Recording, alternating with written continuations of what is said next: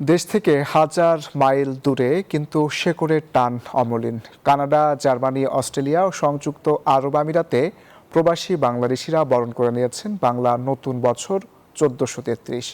গান, কবিতা, নাচ আর ঐতিহ্যবাহী খাবারের আয়োজনে প্রবাসের মাটিতে ফুটে ওঠে এক খণ্ড বাংলাদেশ। নানা রঙের এসব উৎসবে নতুন প্রজন্মের কাছে বাংলা সংস্কৃতি তুলে ধরার প্রয়াস ছিল চোখে পড়ার মতো। প্রতিনিধিদের পাঠানো তথ্যচিত্রের রিপোর্ট।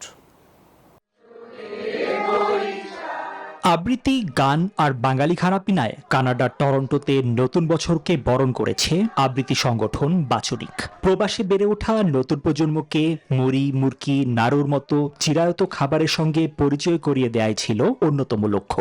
বৈরী আবহাওয়া উপেক্ষা করেও তাদের এই আয়োজনে প্রবাসী সংস্কৃতি প্রেমীদের উপস্থিতি ছিল প্রাণবন্ত। বসুন্ধরা টিস্যু, অশুদ্ধতার বিরুদ্ধে এক বিন্দুও ছাড় নয়। এদিকে জার্মানির বার্লিনে ঝড় বৃষ্টি উপেক্ষা করেই বর্ষবরণে মেতে ওঠেন প্রবাসীরা। বাঙালির ঐতিহ্য ও তানপুরা মিউজিক স্কুল আয়োজিত এই উৎসবে উপস্থিত ছিলেন বাংলাদেশে নিযুক্ত সাবেক জার্মান রাষ্ট্রদূত ডক্টর থমাস প্রিন্স। একই দিনে অস্ট্রেলিয়ার সিডনির ক্যামডেন বোটানিক্যাল গার্ডেন সেজেছিল লাল সাদা রঙে। সাজেন ফেরদৌস ও ইসফাত জাহান ইফুর উদ্যোগে আয়োজিত বৈশাখী মিলন মেলা রূপ নেয় একখণ্ড বাংলাদেশে।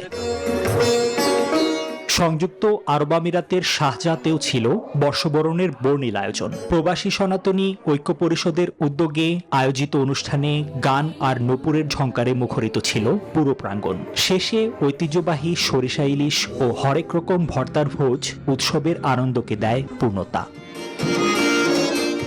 Desk report, news 24।